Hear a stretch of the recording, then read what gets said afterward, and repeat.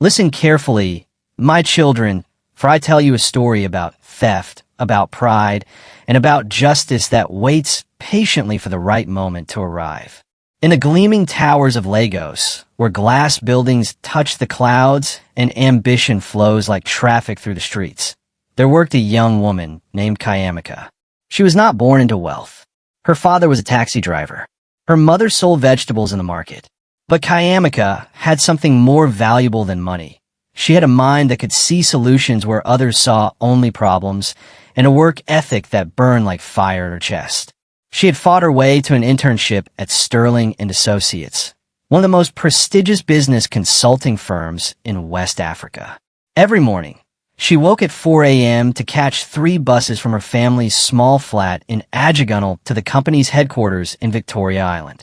While other interns arrived in their parents' cars, Chiamaka arrived exhausted but determined, her notebooks filled with ideas she worked on during those long bus rides. This is the story of how her greatest idea was stolen from her desk, but never from her destiny. Listen well, for the lesson here is older than any office building. Talent cannot be buried forever, and truth always finds its way to the light. Chiamaka's supervisor was a woman named Adora, the CEO's only daughter. At 28, Adora held the title of Senior Strategy Manager, a position she had received not through merit but through birth. She wore designer clothes that cost more than Chiamaka's family earned in 6 months. She drove a Mercedes-Benz that gleamed like a mirror. She spoke with the confidence of someone who had never known struggle, never faced a closed door, never been told no in her entire life.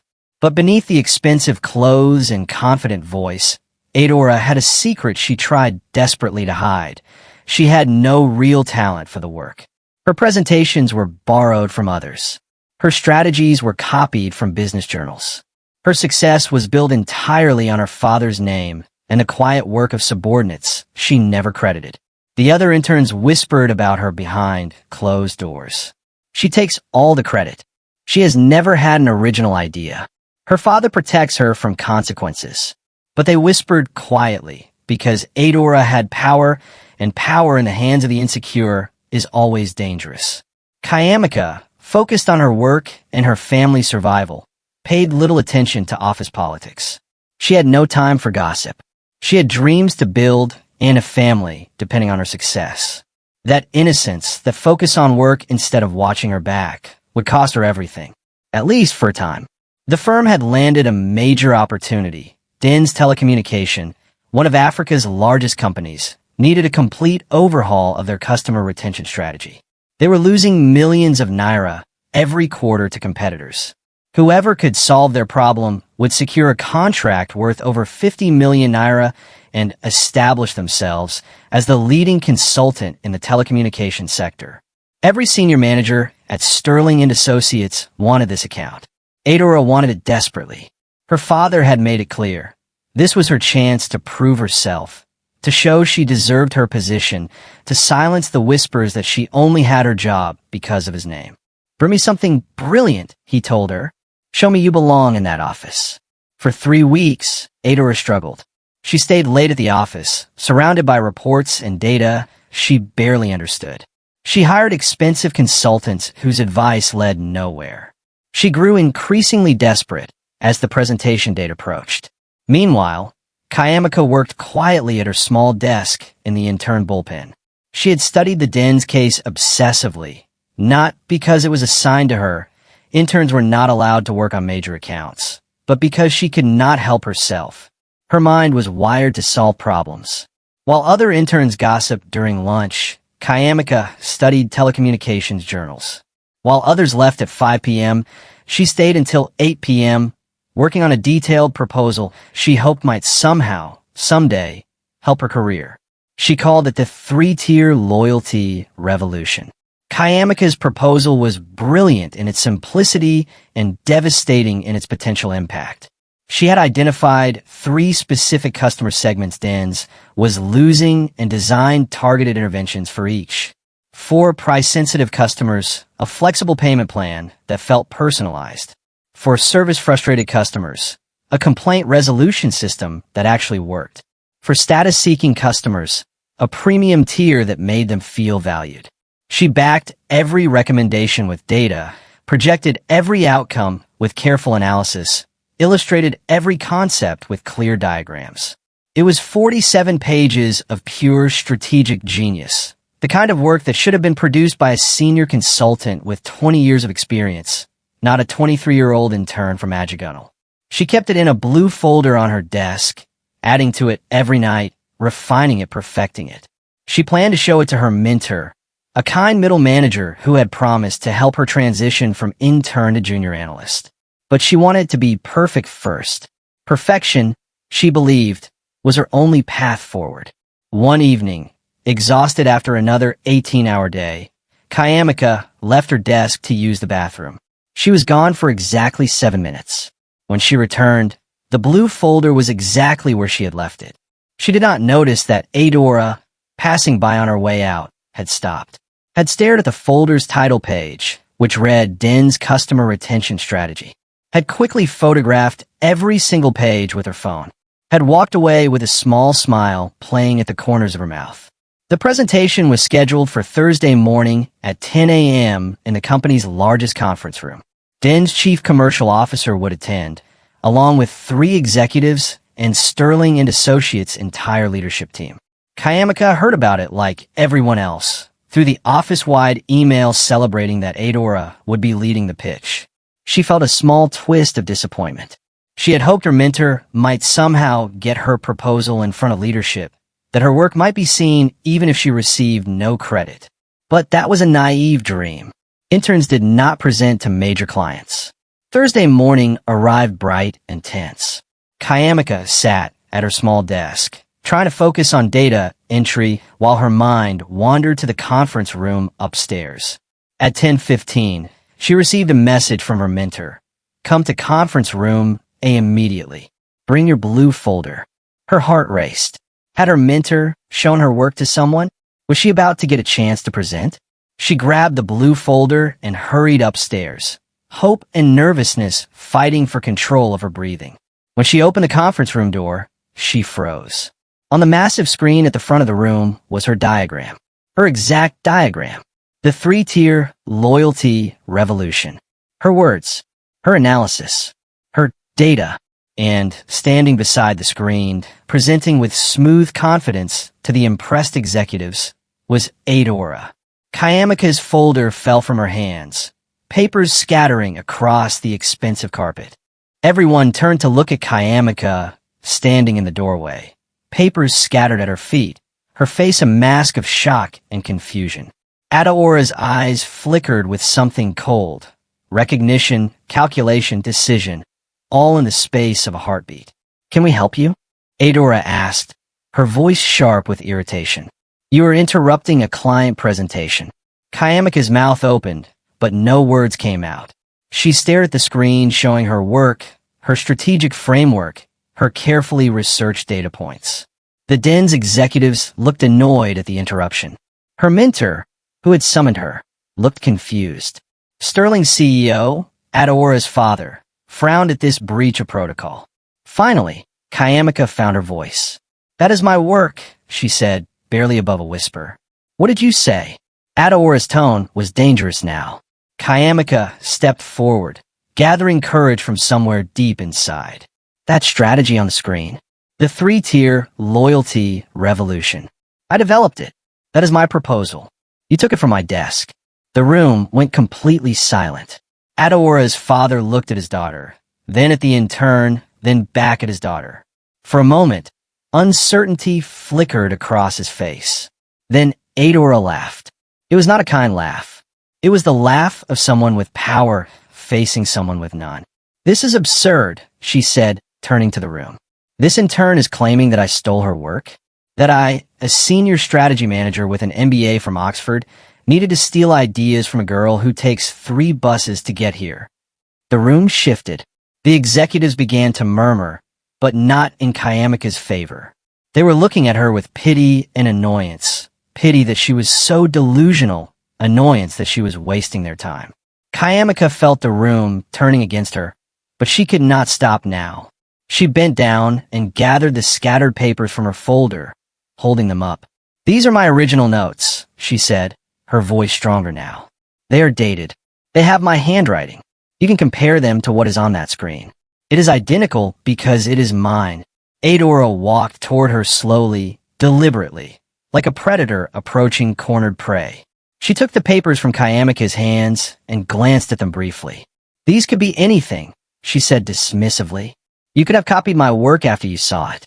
You could have created these notes last night after somehow getting access to my presentation file.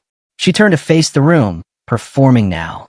This is exactly why we need to be careful about who we allow into our offices. Some people, when given opportunity, become entitled. They think that desperation and ambition give them the right to claim other people's work.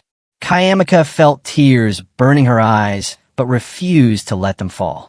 I did not copy you. You copied me. You took my work from my desk. That is theft. No, Adora said coldly. What is theft? Is you trying to steal credit for my months of hard work. What is theft? Is you interrupting a client presentation to make wild accusations. What is theft? Is you betraying the trust this company placed in you. Adora turned to her father, her voice taking on a tone of wounded dignity. Father, I cannot work in an environment where interns feel entitled to make false accusations against senior management. This young woman has disrupted a critical client presentation with lies and drama. I recommend immediate termination. The CEO looked at Chiamaka with cold appraisal. In his eyes, she saw the calculation, his daughter versus an intern, family versus a nobody, protecting his legacy versus seeking truth. The choice was already made before she had walked through the door.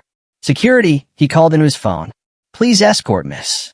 He paused, realizing he did not even know her name. The intern, please escort her out of the building immediately.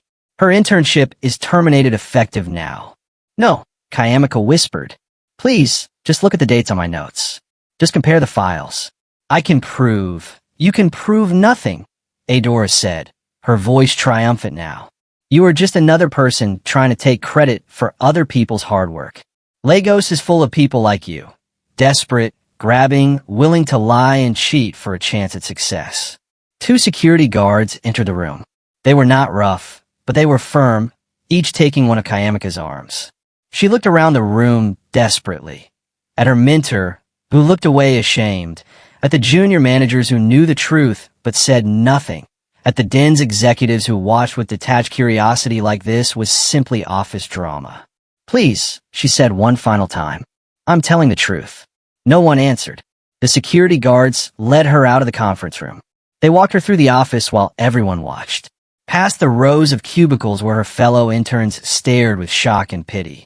Past the senior managers who quickly looked away. Past the reception desk, where visitors waiting for meetings witnessed her humiliation. The guards took her to her desk and watched while she packed her few belongings into a cardboard box. Her notebooks, a photo of her family, the cheap pen her father had given her for good luck. Then they escorted her to the elevator down 30 floors, through the gleaming lobby, and out onto the street. The glass doors of Sterling and Associates closed behind her with a sound of terrible finality. Chiamaka stood on the sidewalk in her cheap suit, holding her cardboard box, watching her reflection in the building's mirror glass. Behind that glass, Adora was probably finishing her presentation, Chiamaka's presentation, and winning the den's account.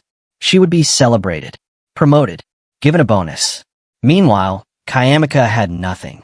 No job, no reference, no future in this industry that she had worked so hard to enter. She sat down on a concrete bench, placed the box beside her, and finally let herself cry. Not loud sobs that would draw attention, but quiet tears that fell on her cheap suit and left dark spots on the fabric. She cried for her stolen work, for the injustice, for her family who had sacrificed so much for her education, for dreams that seemed to have died in the space of 15 minutes. She did not know that someone was watching her. Someone who had witnessed the whole scene through the lobby's glass walls. Someone whose interest had just been captured by the sight of obvious injustice. Chiamaka eventually stopped crying, wiped her face with the back of her hand, and stood up. Crying would not change anything. She picked up her box and began the long journey home.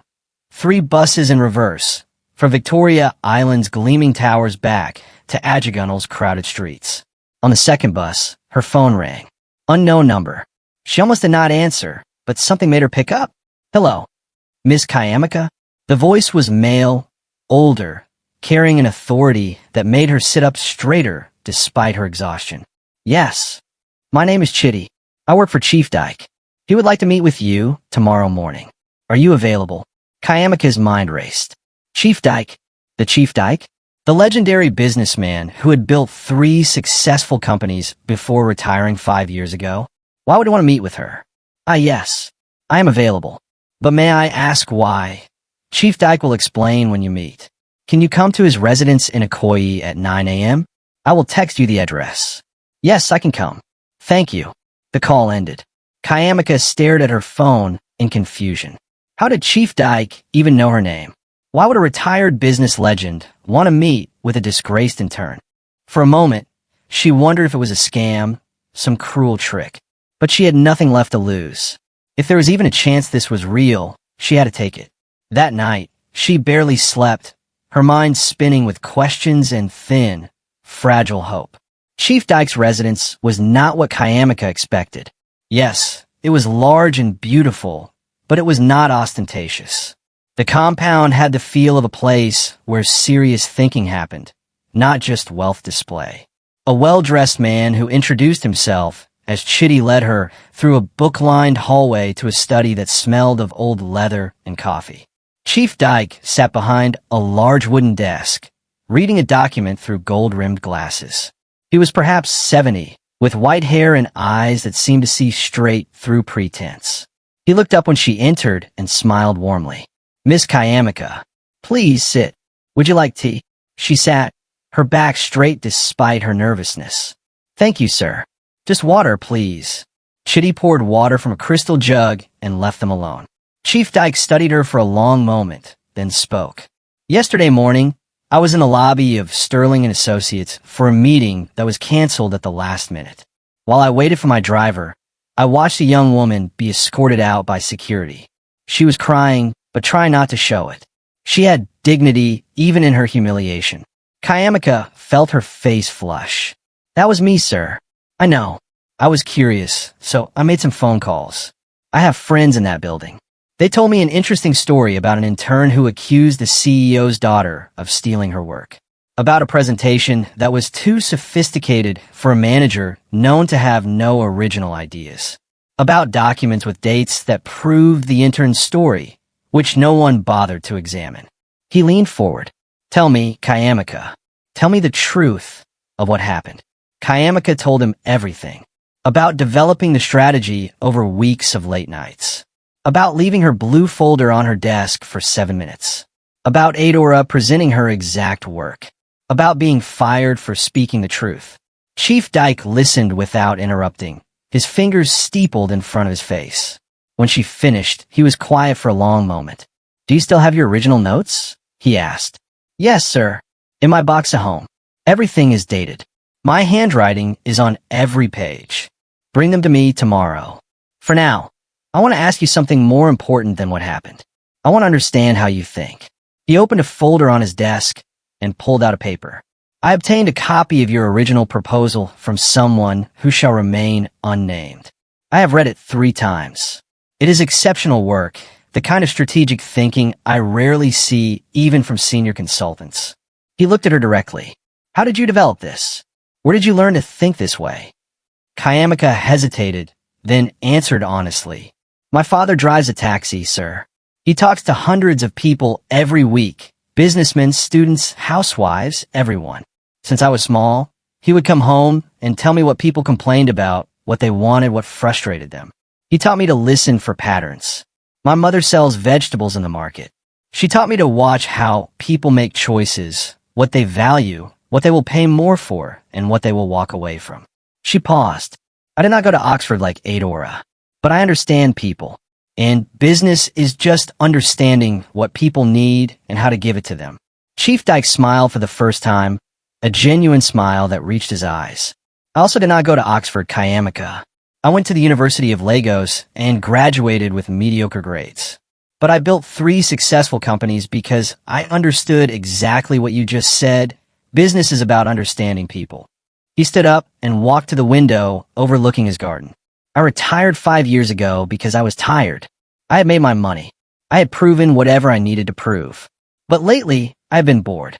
And yesterday, watching you being humiliated for telling the truth, I remembered what it felt like to be young and full of ideas that people dismissed because of where you came from.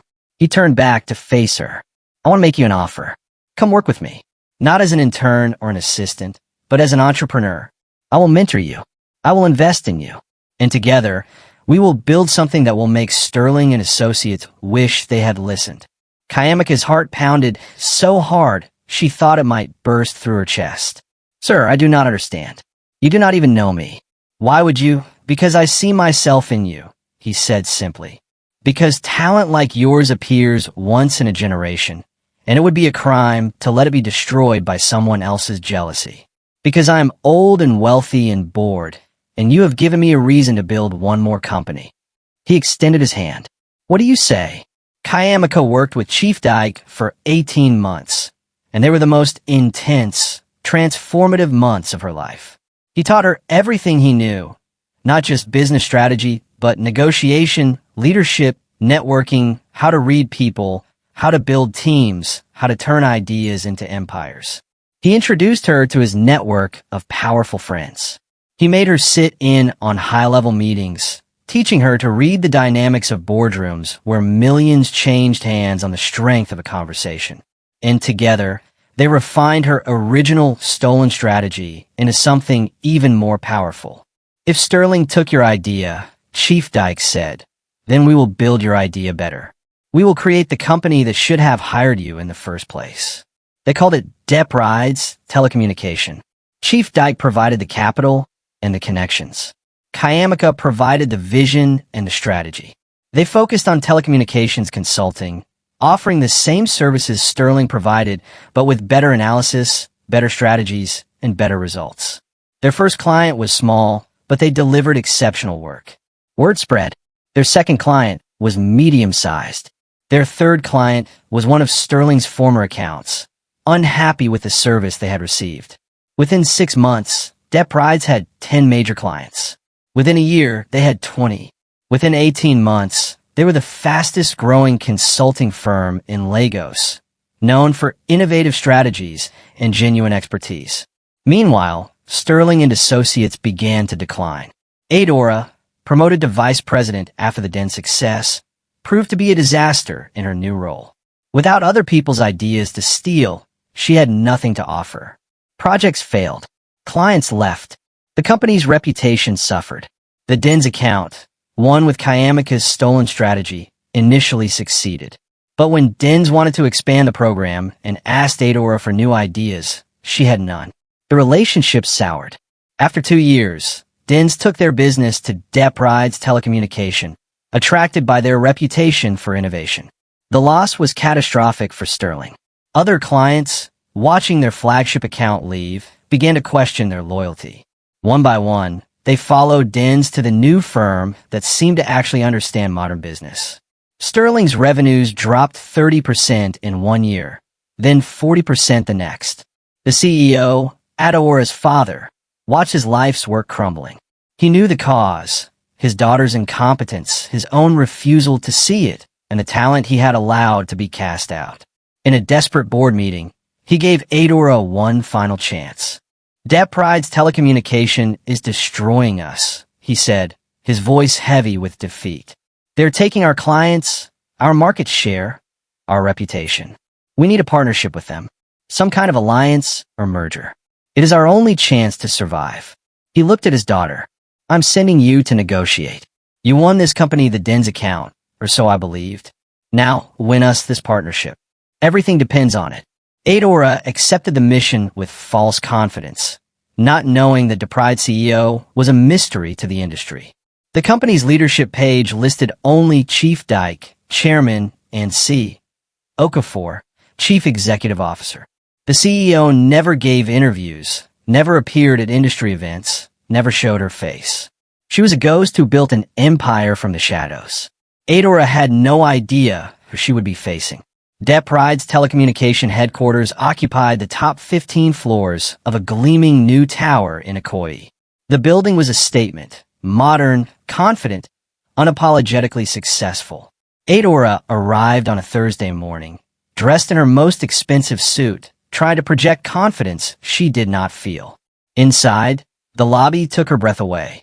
Floor-to-ceiling windows, modern art on the walls, a reception desk made of polished wood and steel. Everything whispered success in a way that made Sterling's offices suddenly seem old and tired. Miss Adora, for her 10 a.m. appointment, she told the receptionist, trying to sound authoritative. Of course, Miss Adora. Someone will escort you shortly. She waited, trying not to show her nervousness. So much depended on this meeting. If she failed to secure this partnership, her father had made it clear her career at Sterling was over. A sharply dressed woman appeared and led her to the elevator. They rode up in silence, the city spreading out beneath them as they rose through the floors. On the top floor, the elevator opened directly into an executive suite that made Adora's breath catch. The office was massive, with floor-to-ceiling windows offering a panoramic view of Lagos, from the harbor to the mainland, from the islands to the bridges connecting them. Afternoon sunlight poured through the windows, making the polished floors shine like glass. At the far end of the room sat a large desk, and behind the desk, a leather chair faced the window, its back to the door. "Please wait here," the escort said and left. Adora stood in the middle of the vast office, feeling small despite her expensive clothes and rehearsed confidence. She looked around, taking in the details, awards on the walls, framed covers of business magazines with headlines like "The Consulting Revolution" and "Depp Pride's Telecommunication Transforms the Industry." On a side table sat a blue folder. Just a regular blue folder. Nothing special about it, but something about it made Adora's stomach twist with unease. Why did it look so familiar? "Miss Adora." The voice came from the chair, still facing away. It was female, calm, carrying an authority that filled the massive room. "Thank you for coming. Thank you for agreeing to meet with me," Adora replied, forcing her voice to stay steady. "I believe our companies could benefit from a strategic alliance. Sterling and Associates has a long history and strong foundation, while Depp Pride's has impressive growth and innovation. Together, we could dominate the consulting market." "Interesting proposal," the voice said. There was something in its tone, not mockery exactly, but something that made Adora even more nervous. "Tell me, Miss Adora, what exactly would Sterling bring to this partnership? What value do you offer?" Adora launched into her rehearsed pitch. "We have established relationships with major corporations. We have a proven track record spanning 30 years. We have infrastructure and systems that have been refined over decades. You have systems that are outdated, relationships that are failing, and a reputation that is circling the drain." The voice cut through her pitch like a knife. Adora felt her face flush. "I understand there have been challenges, but..." "Challenges," the voice repeated. "Is that what you call it when your flagship client leaves you? Because your vice president cannot think beyond the strategy someone else developed 2 years ago?" Adora's mouth went dry. How did this CEO know about internal details of the Den's account? "Do you know how Depp Pride's was founded?" Miss Adora, the voice asked. The chair still had not turned. "I know. Chief Dyke came out of retirement, but the details are not public knowledge." "Let me tell you a story," the voice said. 2 years ago, a talented young intern developed a revolutionary strategy. She worked on it for weeks, perfecting every detail. Then someone stole it from her desk, presented it as their own, and when the intern tried to speak the truth, she was fired and humiliated. Adora felt ice forming in her veins. "No, it cannot be. It was not possible. That intern could have given up," the voice continued. "She could have let that theft destroy her. Instead, she found someone who believed in her. Together, they built something better than what was stolen from her. They built a company on integrity, innovation, and genuine talent instead of borrowed ideas and family connections." The chair began to turn. Slowly, deliberately. Adora watched, her heart pounding, her breath catching, her mind refusing to accept what her eyes were about to see. The chair completed its rotation, and sitting there, dressed in an immaculately tailored suit, her hair styled perfectly, her face calm and confident, was Chiamaka. Adora felt the room tilt. Her vision narrowed. This cannot be real. This had to be a nightmare. For a long moment, neither woman spoke. They simply looked at each other across the vast office. The thief and the victim, the privileged and the self-made, the past and the present colliding in the afternoon sunlight. Finally, Chiamaka smiled. It was not a cruel smile, but it was not kind either. It was the smile of someone who had waited a very long time for justice to arrive. "Hello, Adora," she said, her voice carrying across the office. "I believe you are here to discuss my terms." Adora's legs felt weak. She reached for a nearby chair and sat down without being invited, her mind reeling. But you were just an intern. How did you? This is not possible." "Not possible?" Chiamaka stood and walked to the window, her back to Adora now, reversing their positions. "Chief Dyke believed it was possible. My team believed it was possible. Our clients believed it was possible. The only person who did not believe was you." She turned to face Adora. "You thought you destroyed me that day. You thought that by stealing my work and firing me, you had eliminated a threat. But you did not understand something fundamental about talent, Adora. You can steal someone's work from their desk, but you cannot steal their ability to create more work. You cannot steal their mind, their determination, their refusal to quit." Adora found her voice, though it shook. "What do you want? Revenge? To humiliate me the way I humiliated you?" "No," Chiamaka said simply. "I want to show you what you cost your father's company. I want you to understand exactly what you threw away." Chiamaka walked to her desk and picked up the blue folder, the same blue folder that had caught Adora's attention earlier. She opened it and pulled out papers, spreading them across the desk. "Do you recognize this?" she asked. Adora looked at the papers and felt sick. It was her strategy, the three-tier loyalty revolution, the exact presentation she had stolen 2 years ago. "This is the original proposal you photographed from my desk," Chiamaka said. "Every page is dated. Every note is in my handwriting. This is the proof you never let anyone examine before you fired me." She pulled out more documents. "These are financial projections showing what Depride's telecommunication has earned by implementing this strategy properly. Not just once for one client, but refined and adapted for 20 different clients across 2 years. Do you want to know the total?" Adora said nothing, her face pale. 87 million naira in consulting fees, Chiamaka said. "That does not count the ongoing retainer agreements, the follow-up projects, or the reputation value that brought us additional clients.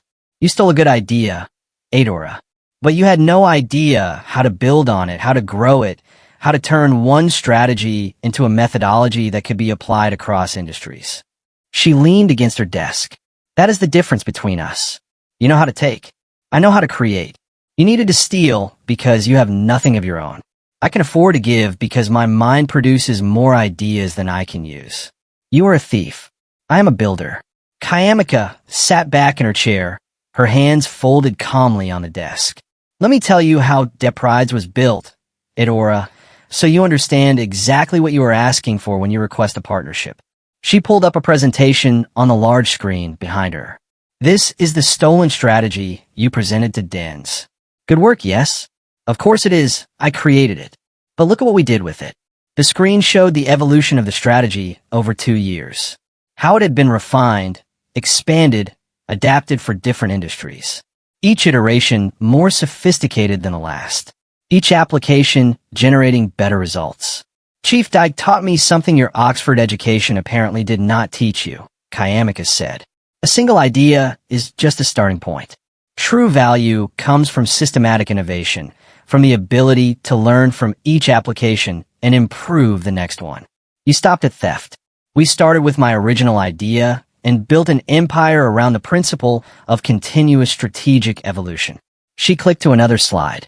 Depride success is built on 3 things: genuine expertise, ethical practice, and talent development.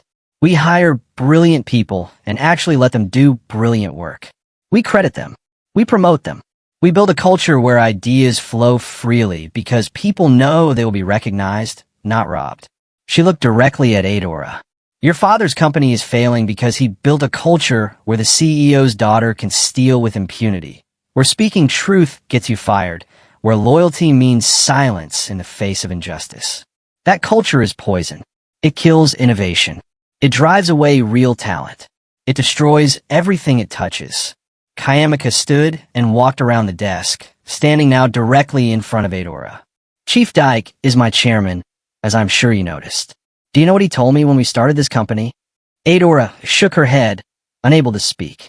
He said, Chiamaka, we will build something better than what was taken from you. Not for revenge, but because excellence is its own justice. Those words have guided everything we do. She walked to the window, looking out over Lagos.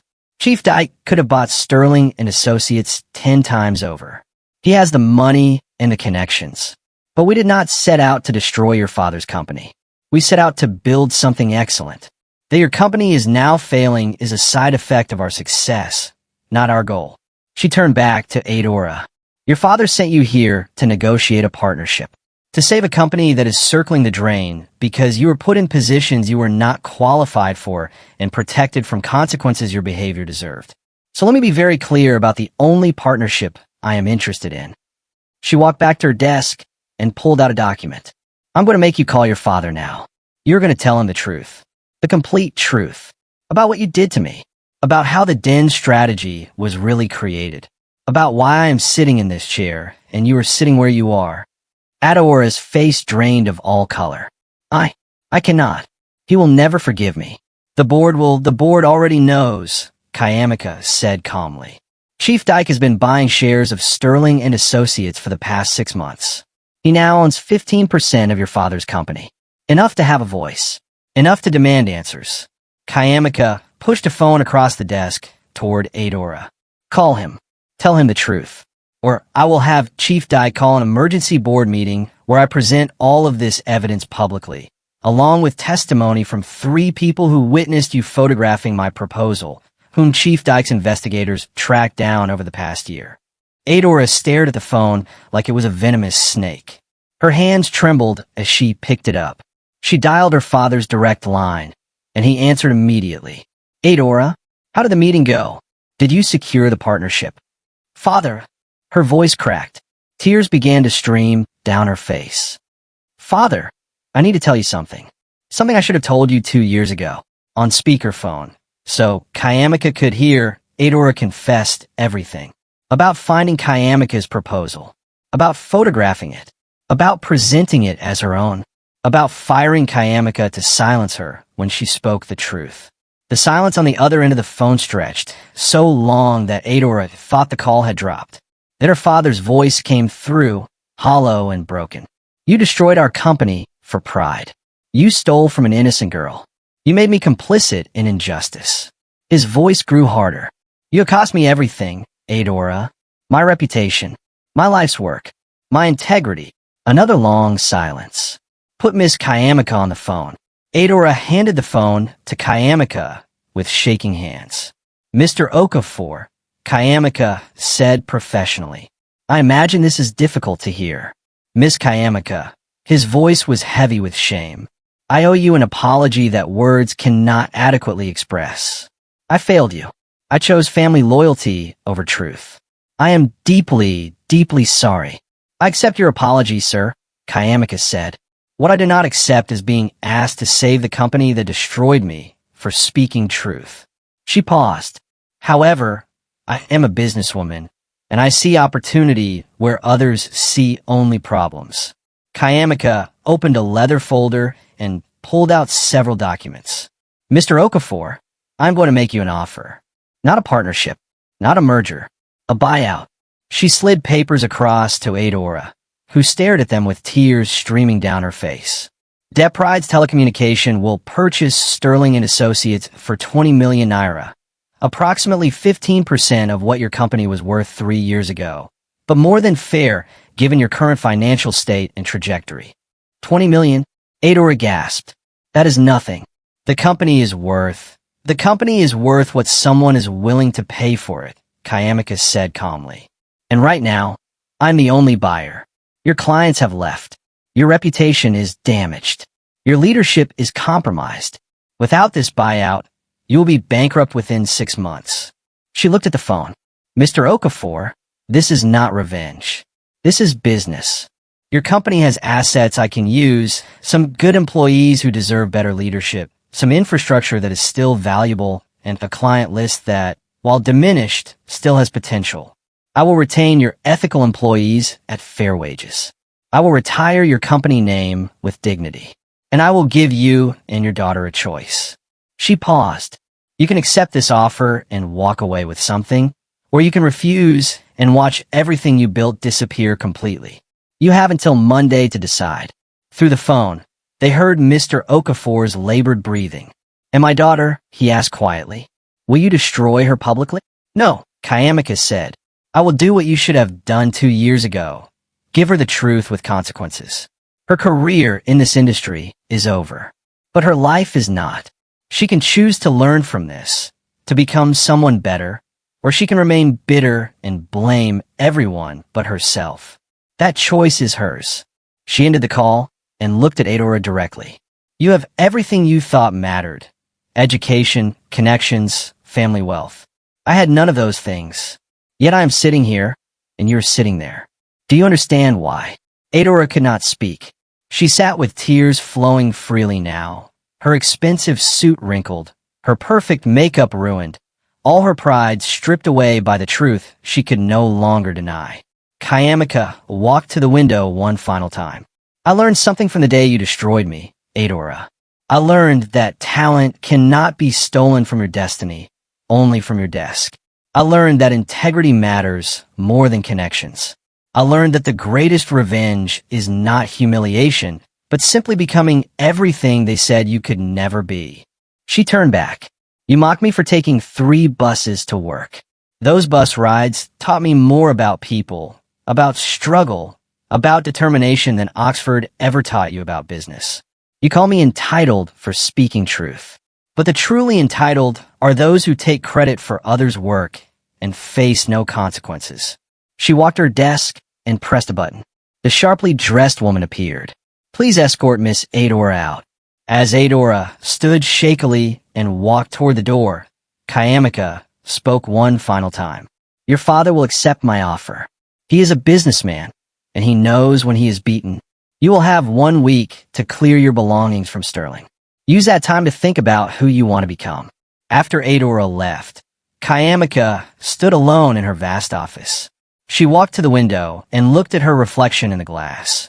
No longer the frightened intern with a cardboard box, but a CEO who had built an empire from stolen dreams and unshakable faith in her own worth. Her phone buzzed. A message from Chief Dyke. Well done, my daughter. Your parents will be proud. I know I am. Chiamaka smiled. Outside, Lagos stretched before her. A city of millions of dreams, millions of stories, millions of people fighting to rise. She had risen, not through theft or privilege or shortcuts, but through talent, integrity, and a refusal to let someone else's opinion define her destiny. She picked up the blue folder from her desk, that same folder that had started everything, and placed it carefully in a glass case on her wall. Not as a trophy of victory, but as a reminder that true talent cannot be stolen from your destiny, only delayed. A reminder that justice may wait, but it never forgets. A reminder that the greatest power is not in taking what others have built, but in building what others said was impossible. And as the sun set over Lagos, painting the sky gold and purple, Chiamaka turned back to her desk and opened her laptop. There was work to do, new strategies to develop, new clients to serve, a new company to build with integrity and excellence. Because that, she understood now, was the real victory. Not crushing those who wronged you, but becoming so successful that their opinion of you simply stops mattering. The intern they cast out had become the CEO they begged for help. And the stolen idea they thought they owned had built a kingdom they could never reach. That was justice. That was destiny. That was the shock of a lifetime.